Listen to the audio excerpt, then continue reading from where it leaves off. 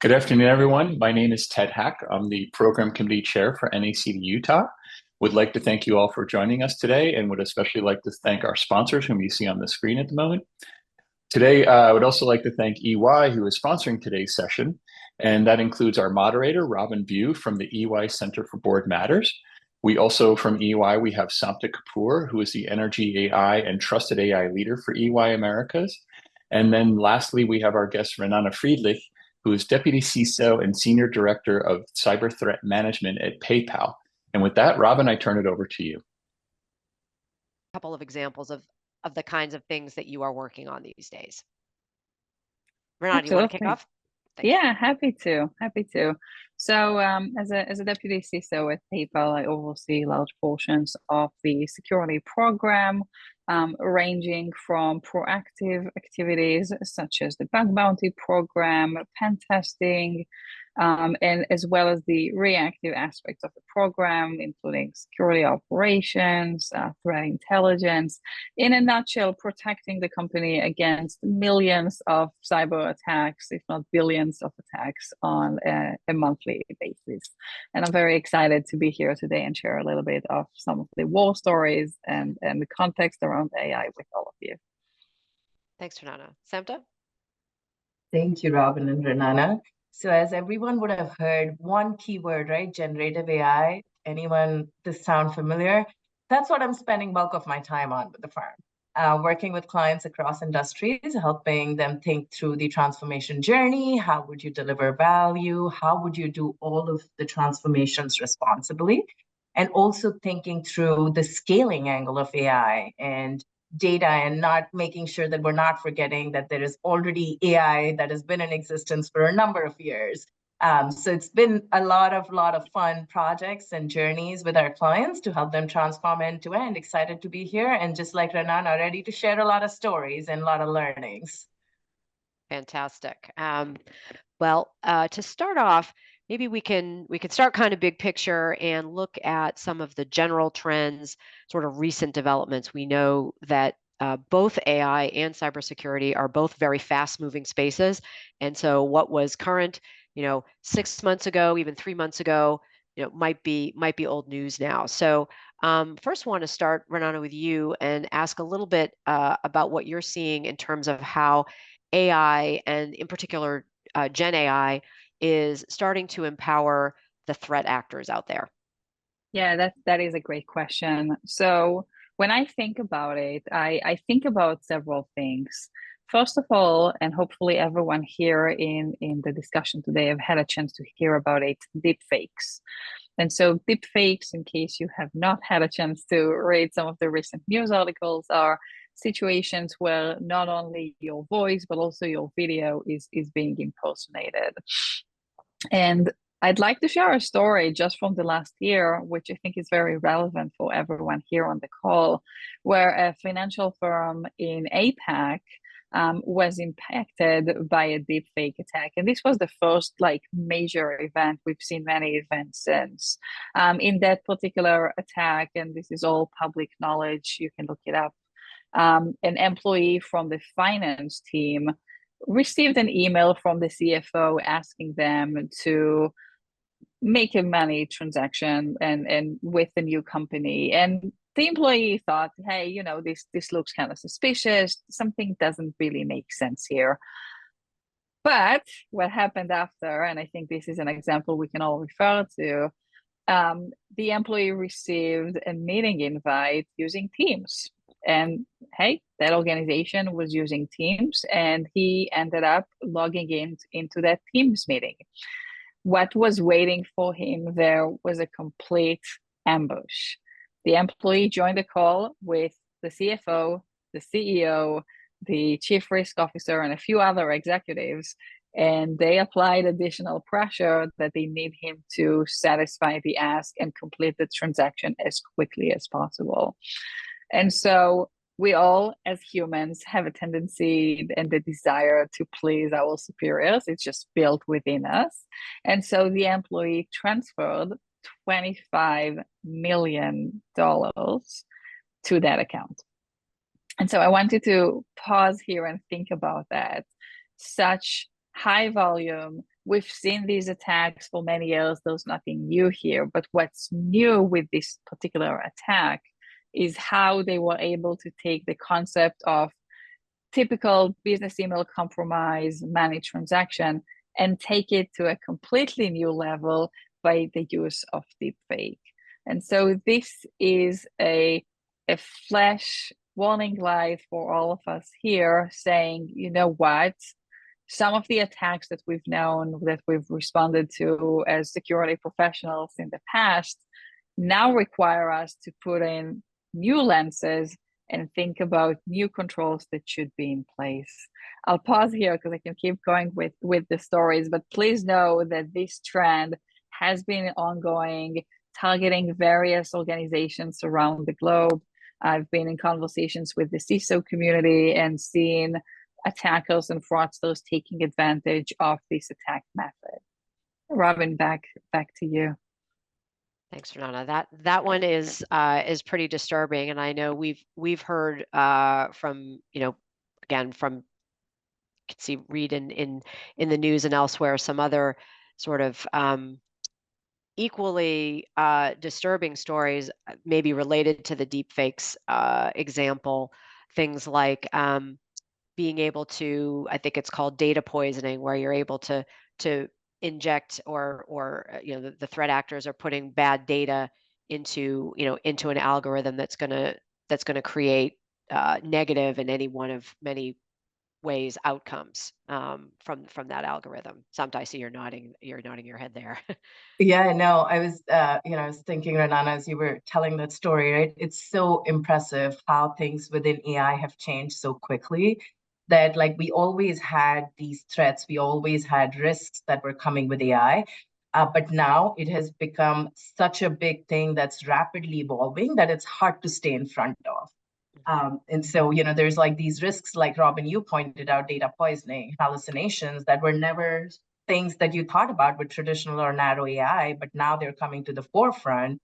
And I like to use this analogy a lot where, like, if you think of like a knife, right? Like, you use it to cut fruits and vegetables and you eat healthy, or you use it for something and land in prison. Like, it's the same with AI and the threats that come with it, right? As long as you have the good actors that are using it and getting ahead of the bad actors, we should be okay. But there are a lot of guardrails that need to come with that.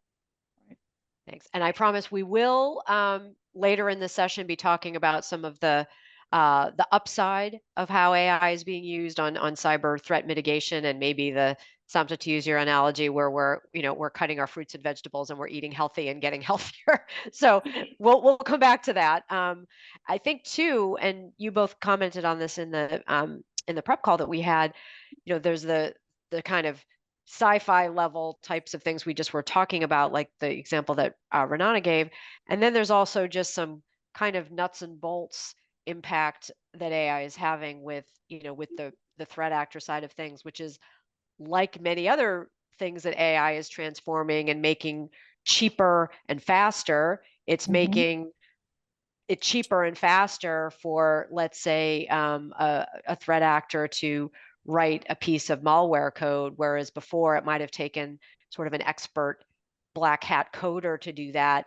Now, pretty much anybody can just say, write me some code that does this, and it's almost like off the shelf. So it's just lowered the barriers to entry, it seems like.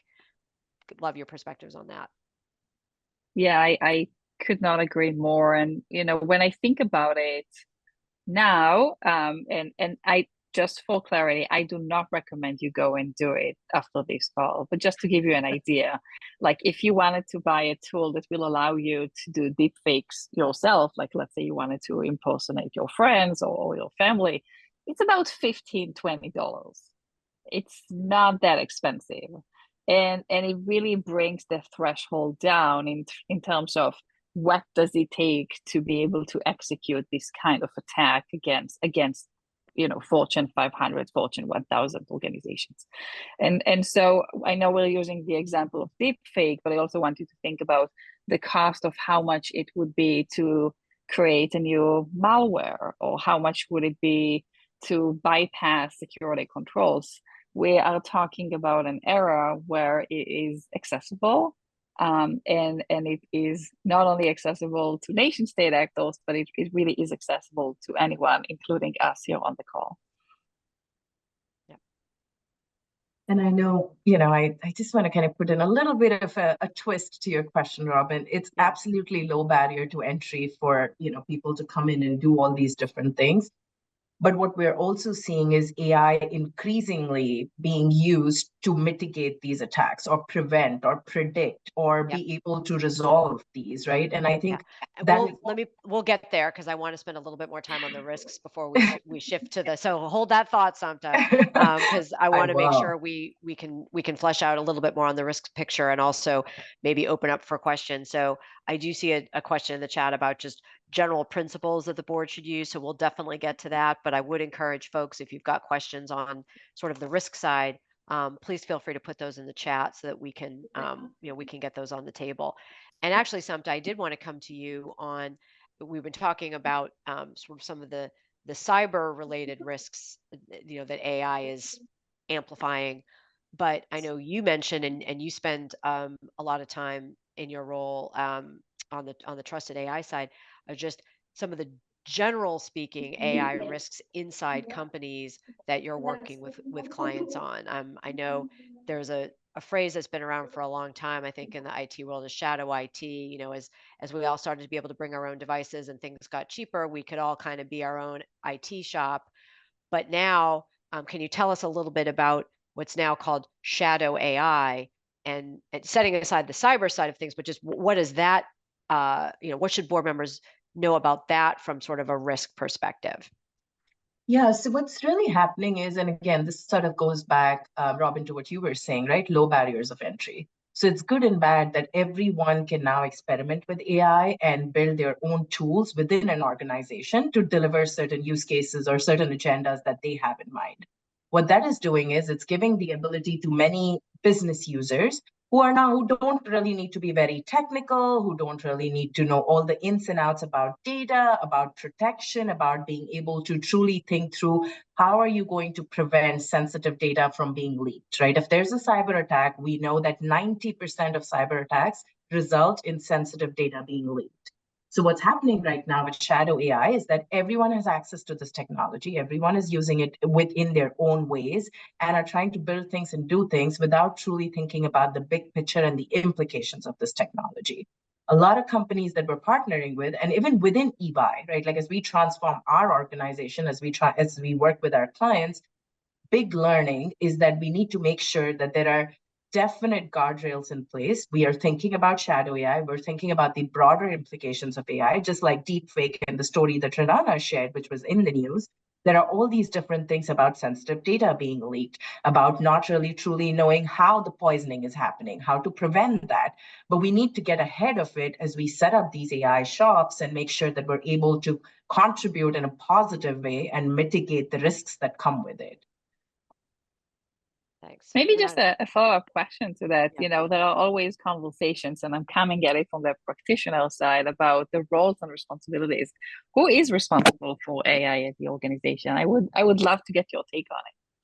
Yeah, and Renana, great question, because as I have these conversations, and Robin, you and I were a part of one with the different boards, right? Mm-hmm. That is one of the key things that we recommend board members think about, right? Like, who is that one person who's going to wake up every day to not only think through how are you going to deliver value using AI, but also think through how are you going to make sure you're not in the news for wrong reasons. So when there is crisis and when you're thinking about value, you need that one person who's going across. So we're seeing different flavors of that emerge. Renana, most of the clients that I'm working with now have roles that are, they had chief data officer or chief digital officer. Now there are chief AI data officers, right? So there is like this role, whether it sits within IT, some companies have double-hatted the CIOs with them. One company that I'm working with, which is very unique in the way it's set up, the CISO actually has the responsibility to make sure that from an overall crisis perspective, from the overall setup perspective, things are running well. But mostly I've seen it aligned with the CIO organization or the CTO organization. And now people have those titles because everyone wants to make sure that there is someone responsible for this tech, given the growth and the sporadic proliferation. Yep. That's a great point. And Rana, you're actually touching on something that's would be interested again as a follow-up to say, seems like there ought to be a kind of a cross-functional so something you're saying companies need to have and boards need to ask about who is the person who is waking up every day, who is kind of on point for this, but they can't be alone. And so how are you seeing, companies thinking about putting sort of a cross-functional or cross business unit or across the organization sort of a governance structure in place around AI and sort of who needs to be involved there? What should the board be looking for if they're hearing management saying we put together an AI, management committee or something like that? What does good look like? Yeah, so it's interesting you asked this question, Robin, because what good looks like has evolved a lot from like classical AI or narrow AI, which we're going to refer to as AI without Gen AI, right? So from even since then to now, like governance was always important. Bias always existed. There were always these different things that happened, but the way the governance committees have set up has evolved. For example, legal typically never needed to be in the room when you were thinking about like classical or narrow AI. Now we strongly recommend governance committees having legal come in upfront. We recommend security being on the table, making sure that as you have the single person who's running the committee, but you have security coming in upfront, you have legal, you have compliance, you have HR, and then you have the business owners or the business leaders who are going to make sure that this is going to impact their business in a certain way, right? Like they have committed, say, to I'm going to give like a functional example. Like, say, finance is committed to use AI to do 10K 10Qs. Now, in order to do that, you need to make sure that legal, security, compliance, the CTO, the CAO, CAIO have a very good view of what that use case looks like. Where is it coming from? Everyone has a say upfront instead of something going into production and then things coming to life. So the difference now is the profile of the executives that are coming to the table up front.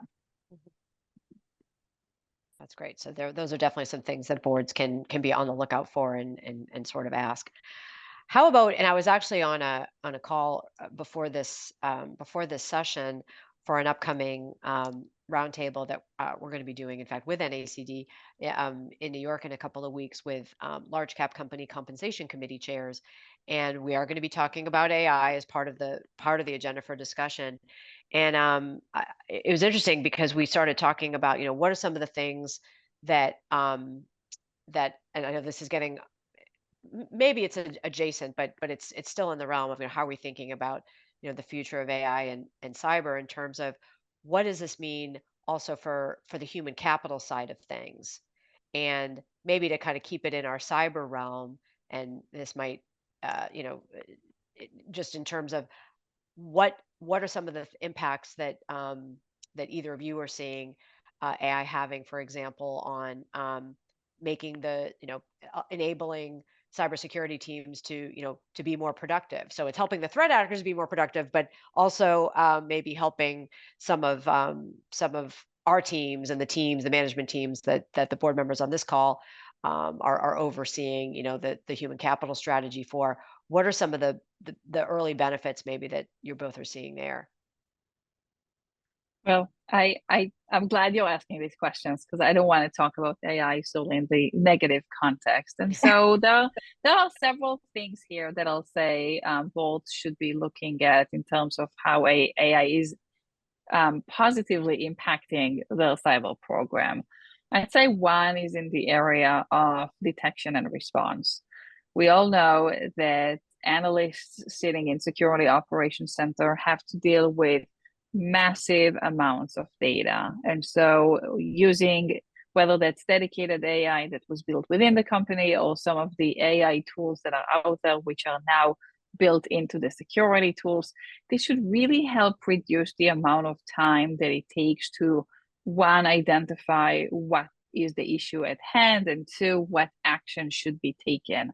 In an ideal scenario, and it will vary from one organization to another, many of the low and medium priority alerts should be handled by AI. And if it's not there right now, I think the question I would be asking the company is, what are you doing to enable AI to help your security operations center?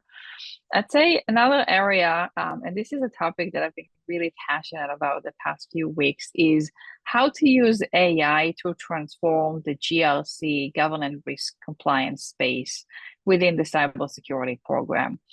Again, I'm looking at it from a practitioner perspective. The amount of time spent on generating reports, on providing evidence for various exams and assessments, the back and forth in terms of coordination, a lot of it can actually be solved if we are to use AI for the GRC space. And so these are still early days, but the tools and the technology is already out there. And the more organizations will start adopting it for their usage, we will see either GRC functions being able to increase their capacity or be more effective in terms of how they manage the various exams. And I say it as someone who had to sit on approximately 25, 30 exams audits per year, the amount of time it takes from being a practitioner towards just providing evidence, that there's a really significant improvement there, in my opinion. I don't know, Samta, curious here to hear some of the ideas that you might have.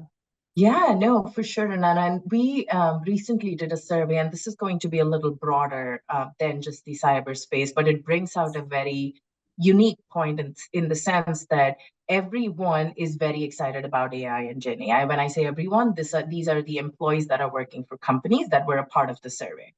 Everyone is extremely excited. They all feel like Gen AI can add value to their day-to-day lives. However, we see equal percentage of people super anxious about AI taking away their jobs. So when we think about human capital, when we're thinking about our people and how AI is going to impact that, the one key point, and I think there's also a question on that here, which talks about like education and continuous education and how do boards stay educated. I would take it a step beyond and say it's not only about boards being educated, it is about all the stakeholders of the company, starting from the employees, from the people that you're serving, like your customers, your boards, your C-suite. Everyone needs to have access or at least feel like they have the ability to understand how this tech is playing out. That is one of the key things that we're seeing companies struggle with as they think about AI. We've moved past where there are still companies that are talking about like realized value, how that's going to come, how that's not going to pan out. But human capital is the biggest issue that we're seeing in companies being able to move the needle on that. One of the ways is to mitigate the fear that comes with this technology. In order to do that, and this might sound cliche, you can actually use AI to generate the content and do hyper personalization for your different personas that you want to train. This is an example. And Robin, I apologize. I'm going to move away from risks here and talk a little bit about yeah, we're moving to the benefits. We are, yes. So you can absolutely think about like using AI for its benefits that it offers, right? Like personalizing it, Renana, to a CISO, personalizing it to a board member. How much do you need to know versus a data scientist? How are you going to build that content? And honestly, AI has made that very easy. So the more we can enable and help our cyber teams understand how this technology is evolving, what are different things that are happening, would help them stay ahead of it. So there's two ways to think about it. One is how are you going to, Renana, like you pointed out, right? Either predict, prevent, or also resolve the threats that are coming. The different threats that are coming, how are you going to make sure that happens? And then the other thing is how are you going to make learning and make your cyber employees' life easier? Are there things that are mundane that they have to do, like recording different things that are happening, uploading certain documents, extracting information from certain documents? Can you automate all of that and make their lives easier so that they can then get upskilled or cross-skilled and start thinking about all these different threat actors that are out there and how to get ahead of them? So those are sort of the two angles that I would encourage our board members to think through and talk about with the C-suite as an AI strategy comes to the forefront, or as a cyber cyber agenda or strategy comes to the forefront, I would question these two areas and find out more around how the company is working through those. That's great. So yeah, a lot of promise. It sounds like a lot of opportunity, both to get, more efficient, more effective, but also, to the points you both made, the teams and cyber teams, but also hopefully, teams across the company having more exciting, more meaningful work, because some of the more lower priority tasks can get automated so that they can focus on more higher value, more interesting activities. But the fear is real, and it's there about, is this going to take my job? And so boards asking, how is the company, how is management, what's some of the messaging, what's some of the cultural, kind of change management that is happening, so that and just as boards have been doing for some time, what are employees saying? So are we asking questions about these things in our employee pulse surveys? Everybody's has been doing employee engagement, for a while now. Have we adapted those questions to be including maybe some AI related ones? And maybe, Robin, one more thing I'll say before we wrap up the discussion on this topic and move forward. Like, I think these are still relatively early days. There's still a lot of fear or uncertainty on, hey, should I really be using it in terms of cybersecurity? Should I really trust the tool? And how do I know I can trust it? And so I think we see the potential, we see the benefits, but we'll probably, I'd say, 12 to 18 months from seeing security teams fully adapting the benefits of AI and really leveraging them as part of the cybersecurity program. And so when I think about it from a board perspective, I think understanding the current state is important, but then also asking about, what do your plans look like 12, 24 months from now? What's on the horizon? And again, I'll just remind folks, please feel free to put questions in the chat. This is a quiet group for such big topics, so we're hoping that we want to make sure that we're covering your questions and being responsive to those. So please do put those in the chat. And Renata, you just said something that kind of sparked a thought about sort of, you got to understand the current state, as well as where the board needs to ask management, tell us what the current state is, and understand where the plans are for the future. And in some other AI related roundtables and conversations that I've been in with each of you and others, the topic of you got to get the fundamentals right first. Things like the data has to be good quality, and you have to have good controls on the data. So just wondering if maybe if either of you have perspectives on that, you might be able to share a little bit on, in terms of when boards are asking management about kind of what is that current state, what are some of the things they should be on the lookout for, to be listening for, when management's talking about that.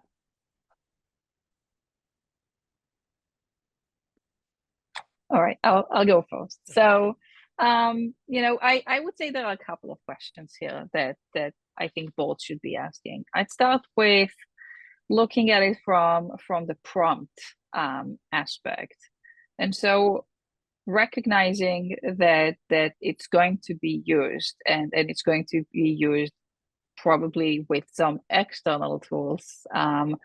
What questions are not permitted? What data can employees share outside the company with external tools that will not put the company's reputation at risk? What access can they have? Should they have access to all AI tools out there, or should there be a policy about the tools that are allowed? And I'm saying the tools that are allowed because if we start with the tools that are not allowed, that list is going to continue to grow drastically and probably not going to be manageable. When you think about the outputs, how do we know that it's trustworthy? If you have a developer that's using external AI for development, then you're looking at it in terms of code, and is the company allowed to even use this code? Does this align with the acceptable usage policy? Is there violation of any legal, ethical, privacy concerns for the company? And so there are these are some of the questions that I would be asking. I think also when you think about an enterprise search, let's say the company has enabled an internal AI tool that will allow them to interact with it. Does the requester have the need to know? I might be asking to see the financial projections for the next 3 years, but should I have access to it? And so looking at the different permissions, how do you manage costs and how do you plan to manage costs in the future? What access do you need to have? And so these are some of the questions that I would be asking in terms of, you know, both internal and external tools. And I'll say there are several frameworks that are out there. I'll mention NIST AI framework. It is 600-1. It is a framework for artificial intelligence risk management framework, in case you have not heard about it before. There's also the ESO program for AI risk management, 42001. And I will tell you, as someone who read both documents, the number of controls there can be really overwhelming for teams that need to go and deploy them. And so understanding, is the organization using one or both frameworks? And are they, what is the strategy? Are they going to adhere to every single control, or are they going to say some of the existing controls we have in place are already compensating for those risks? Hence, we're only going to deploy X, Y, and Z. But these are some of the questions that I would be asking in a dedicated conversation about AI. Those are great. Yeah, and just to add to what you said, Renana, and sorry, it took me a couple seconds to get off mute. But to add to what you said, I would also be, as a board member, I would be very keen to understand what my AI policy looks like. Have I really issued, has the team really issued one? How is it being compliant? How often is it changing? Are we thinking through all the different elements that are coming with the usage of AI? The other thing, and Renata, you touched upon frameworks. The other thing that I want to kind of call out also is that there are now regulations that are coming into being, right? Like we have the EU AI Act. And so it is very, very important. And here, closer to home, we have the Biden administration that has issued certain guidelines around usage of AI. States are actually going ahead and doing their own sort of, I'm not going to call them laws, but they are thinking through what are different things they need to work on. New York, as an example, has said that they will want to know every company that's using AI for HR.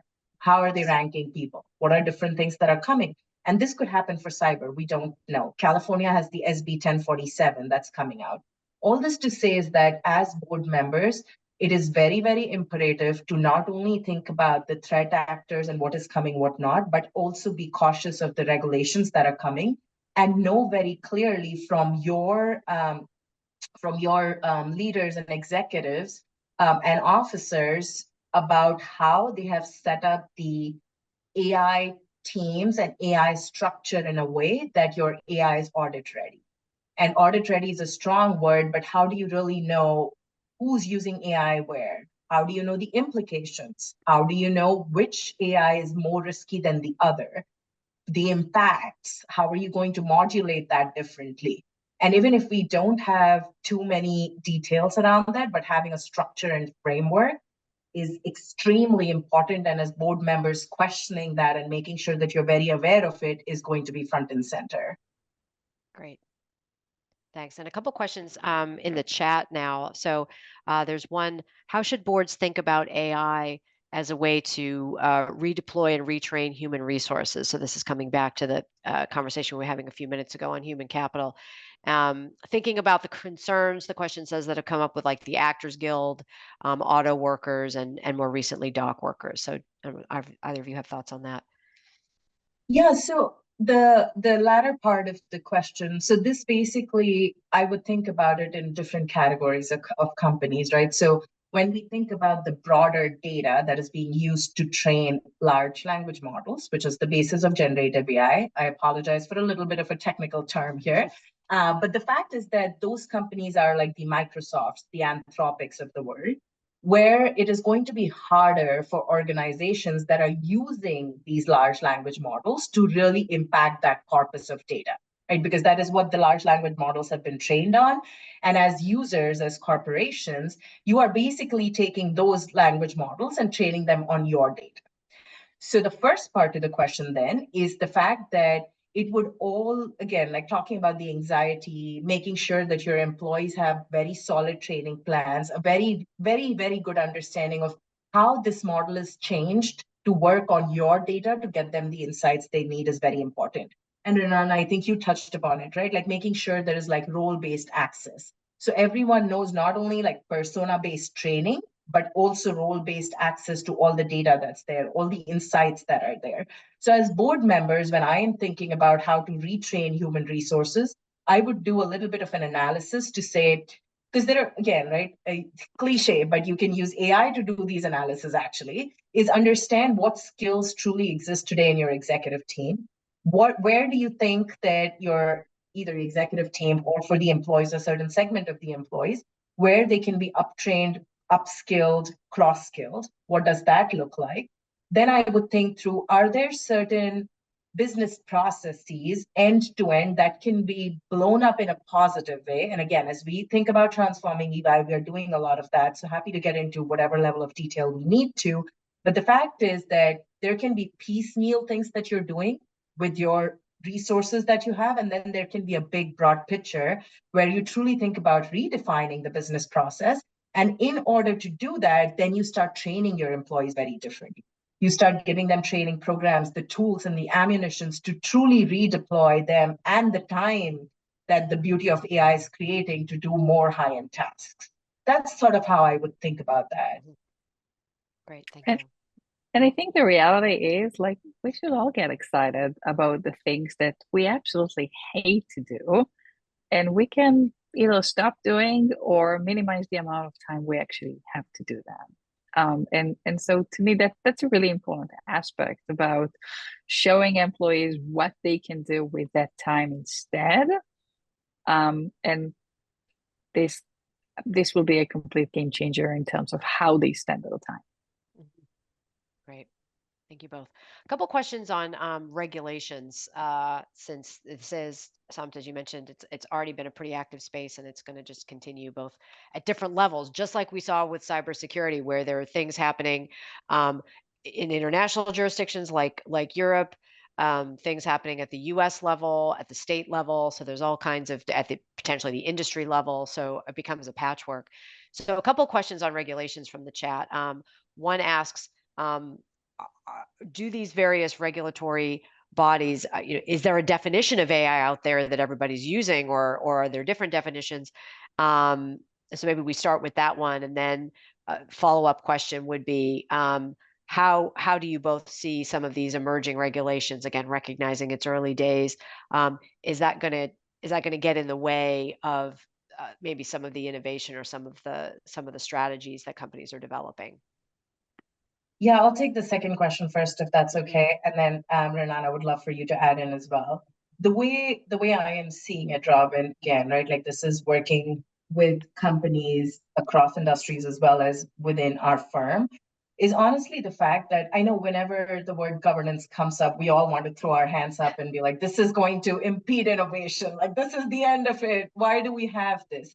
However, for AI, and again, there's no silver bullet. Every company is unique. I want to respect and make sure that I kind of bring that out. However, what we're seeing with AI is when you're thinking about scaling and when you're thinking about truly driving value using AI, governance is actually helping accelerate innovation. And I'll give you an example. So when you think about governance, right, like the way I'm thinking about it is think about a hub and spoke model where you have like the CIO, the CTO, and again, you can define the roles the way you want. You can define, what they do. But the primary premise being that when you have certain pieces of the puzzle that you've already put together, for example, it could be something technical, like a reusable component, right? Something that you've built that HR can use, cybersecurity can use. You can have finance use that. When you have governance, you have a good view of what those components are. So what that does is there's a central location that truly understands what's being built, and they can actually accelerate all your businesses to pick that up and run with it very quickly, versus having all the different businesses going ahead and doing their thing because you have no governance around who's doing what. The other thing that it truly helps with is to make sure as regulations are coming, as newer pieces of this technology that is moving is coming, you have very strong guardrails that are in already built in. And again, this is a very agile process. Those guardrails are going to change as things change, but at least having a good starting point becomes key. So I am seeing it a little differently in this realm of AI today, to be very honest with you, is where governance, if done correctly, again, we don't want to overdo it, we don't want to underdo it, but governance, if done correctly, is actually accelerating innovation and not being an impediment. The other way around can be very risky, and I would strongly advise our boards to think about making sure that it's set up in a way that, again, it's keeping you out of news. We have seen many companies in there, and we don't want to be one of those. So that's kind of the first, that's sort of like the first reaction to the question you had, Robin. And I know there was a second part to the question, but I'll let Renana answer this one, and then we'll switch to that. Okay. Yeah. So, I mean, when I think about the status of the regulatory and compliance space, I really think it will help us grow and it will help us improve our stance. The reality is all of us are still learning and still getting to understand AI, how to use it, where can it help us do greater, better things, where are the areas where we need to be mindful of the risks that are associated with it. But I think ultimately there's room and this is now the time to really use the compliance framework to help us at least create that standard or baseline and then continue to grow and innovate on top of it. Great. And I think maybe there's a follow-up there, and then we'll go back to the question on the definition, because I think that's an interesting one too. There's a question about how can boards sort of satisfy themselves that management's leveraging, kind of safeguarding AI. And I think of that as we hear this question a lot when we do briefings for boards on cybersecurity, particularly. They say, management says, "Hey, we got this. Most of what's on the dashboard, like it's mostly green with some yellows. How do we really know?" And Renata, you mentioned a couple of frameworks, the NIST and the ISO framework, that now they're kind of well-known bodies that have good risk management for a whole range of different areas, including cybersecurity. And it sounds like now they've been moving into the AI space. So that, again, would that be something that a board could use or could ask about? Hey, are we using these frameworks, and, Right. and what are the results in terms of how what score are we getting? Because those are sort of some external standards. Exactly. And it goes back to what we discussed earlier about it being a shared responsibility, not just the security organization that is responsible for the implementation of AI. I would say, and maybe this would be a good kind of recap, we've talked a lot about governance in terms of AI, defining the roles and responsibilities, understanding if there is a dedicated AI policy, or is the policy embedded into many other policies that already exist within the organization? What are the risks that were captured by the company associated with AI? Because the reality, there are going to be gaps. And so I would expect, when I look at the risk registry, to see a few risks that are specific to AI. Does the organization have an inventory of how AI is being used across the organization? And are there risks associated with each one of these tools and assets? Is there a process for onboarding and decommissioning data associated with AI systems? And I think finally, especially for those who offer, whether that's a chatbot or external interface, what does testing look like? Does it align with the testing that the organization have for other products that are being released to the wild? And what does reporting look like in terms of responsible usage of AI? So these are a couple of the top points that I would be asking myself, looking at this from a board perspective. Samta, what would you add to that? I agree with Renata. I think you've covered all the key points that we definitely should be thinking about and getting ahead of, in my opinion. Yep. I think that's an interesting one too. Renata, just come back to one of the ones you mentioned about policies.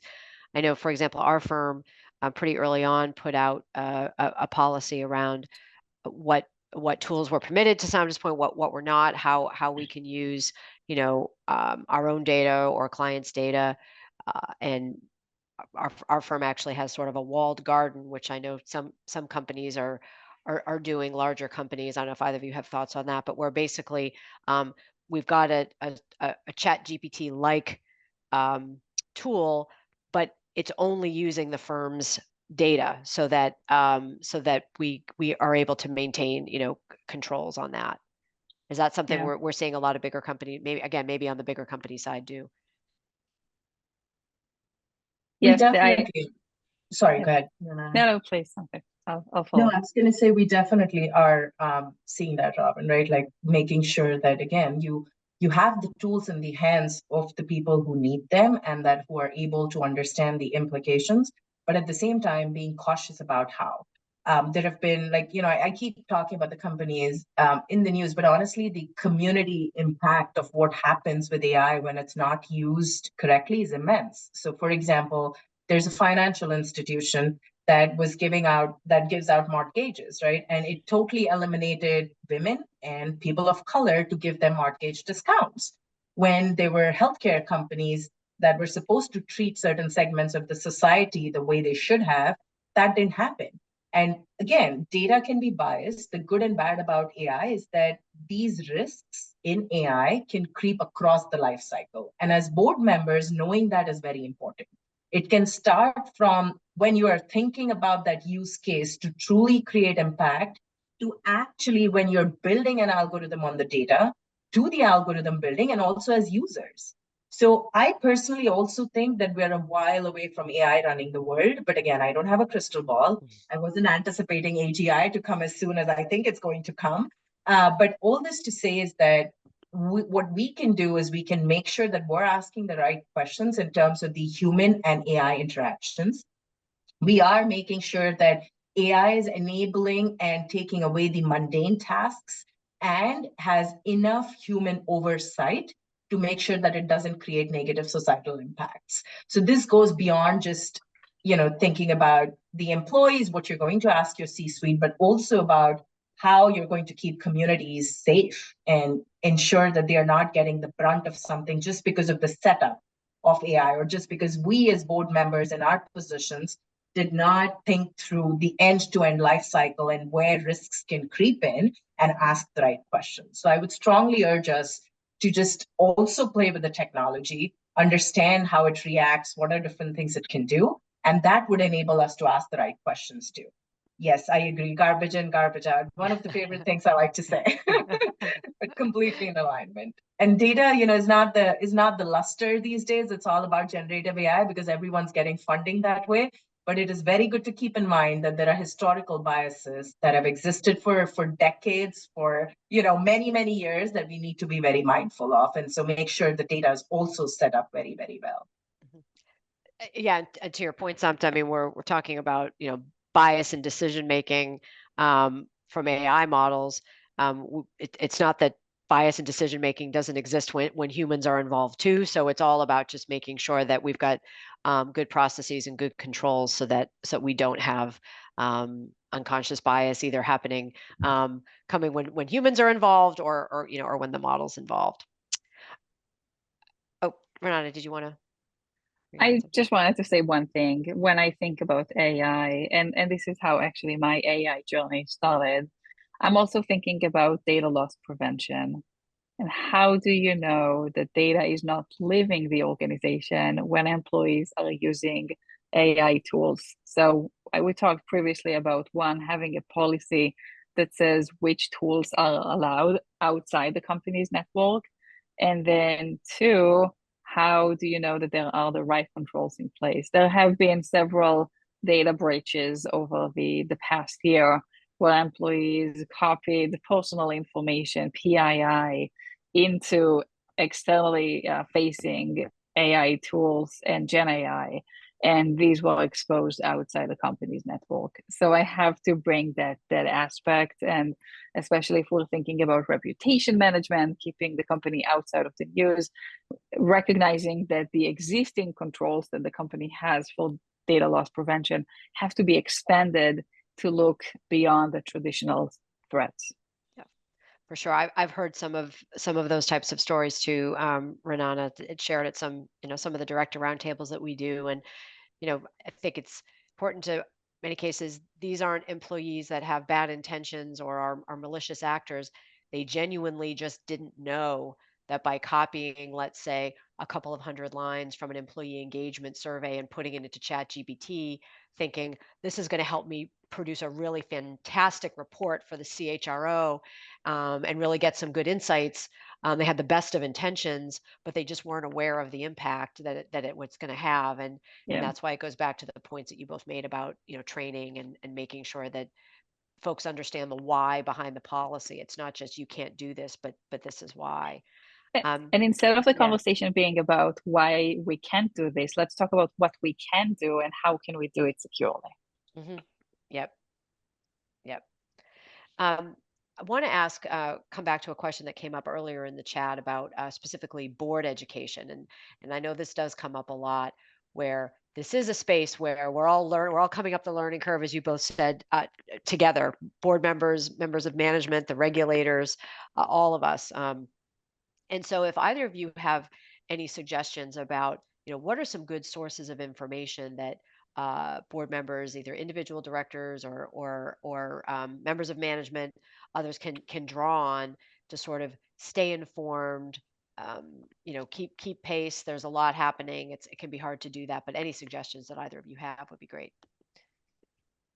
I thoroughly enjoy listening to podcasts because that's the only way I can get my education in, and I love to geek out and do a lot of stuff hands-on as I think about value, but I do like to play with things. And last week in AI podcast really does, like, I really enjoy listening to it. It is a longish podcast, but they get into a lot of details and also share views. So I'd strongly recommend just looking at it. Again, I don't This week in AI, that was what was called? Last week in AI. Last week in AI, okay. And I have no affiliates there. I don't get any money for talking about them, just saying for the record, but that's just something that I look into. I also read a lot, and I'm sure you all probably get the Wall Street and the Forbes. There is a particular section in tech that they really talk about all the different things that are going on. Economist, of course, carries a lot of things globally, which is very helpful. So those are sort of things that come to mind. I also listen to many other podcasts in AI, but I'll spare you the long list. But I think the last week sums it all up pretty good. I will also add to that, I'm a member of several CISO groups, and so we put our heads down together to create point of view and thought leadership on various topics. So I would say Team 8 has really good resources on how to use AI, as well as the frameworks that we've mentioned before. Thanks, Renana. And I'll add some comments I've heard from different roundtables, maybe taking us a little bit back to the darker side and the risk side. But I know a number of board members that I know have, whether it's they or the management teams, have invited members of the local law enforcement, whether that's FBI or Homeland Security, to come in and just do a briefing on sort of the current. And again, now we're coming back to where we started with sort of the future of AI and cyber, and just talk about what's happening in the threat environment. And these local private sector liaisons of of these agencies actually have it in their MBOs that they're tasked with doing that outreach to the private sector, to corporations, and are happy to do this. And it's a way, again, for the board to stay informed, for management to stay informed, a chance to sort of ask questions about what folks are seeing. So I would add that as well. I would also mention, and I think this was noted in the chat, a couple of other resources. We've got some resources that will be coming around from the chapter in the thank you email coming out of this session. And Ted also posted the new NACD Blue Ribbon Commission report on technology oversight in the board, which some of us who were at the NACD summit last week got a little bit of a preview of that from the two co-chairs, and it sounds like it's a really terrific piece. So something that if you have, I'm sure it's been rolled out and getting to be available to everyone, but definitely something also to look at as a resource. And I will just say, I am also attending EY's webinars on these topics. So if you have not had a chance to attend any of them, and again, I'm not working at EY, but I really enjoy either joining live or listening to the recording after the fact. They have a great wealth of information about cybersecurity, AI, and other topics. Terrific. Thank you, Renata. We'll turn it back to both of you just to see if there's a final thought. We have covered a lot of terrific ground in the time today, and really appreciate everyone's good questions. But if either of you just have kind of a final takeaway or something you want to leave the group with, we'll go there now. Go ahead, Samta. I'll let you start. I was just going to say it's all about innovating and transforming responsibly and asking the right questions. As long as we're doing that, I think we're ahead for a good race. And I will add to that, I think we covered a lot of ground today during the meeting. We talked about risks, we talked about opportunities and questions board members should be asking. Keep in mind that these questions are going to continue to change and evolve as we're on this journey together. And so if we were to do another webinar a year from now, probably some of the questions and the conversation would be different. So I guess just last thought, we talked about great resources, taking the time to educate yourself, to ask the companies what they're doing is probably the most fundamental step here, recognizing that we are in a very rapidly changing field. That's great. And just by being part of this today, that's what you all were doing, is staying informed and staying on top of it. So we appreciate you being with us. Thank you, Renata and Samta, for all your terrific insights and stories and lessons learned that you shared. And with that, I will turn it back to Ted to wrap us up. Thanks, Robin and Renata and Samta for coming today. Thanks to all the colleagues who were able to join us. We will be sending up a follow-up link with both the survey as well as a variety of links if you weren't able to catch some of them in the chat. To reinforce what everyone has said, read as much as you can, and the best thing to do is get your hands kind of dirty and get into whatever AI models you can, and ask lots of questions at your boards. Thanks so much. We have future events coming up. Please check our websites and your email. We'll be sending out links to register for all those. And a big thanks to EY's Center for Board Matters for joining us today and for hosting our session. And we look forward to seeing you all again shortly. Thanks, everyone. Thank you. Thanks all.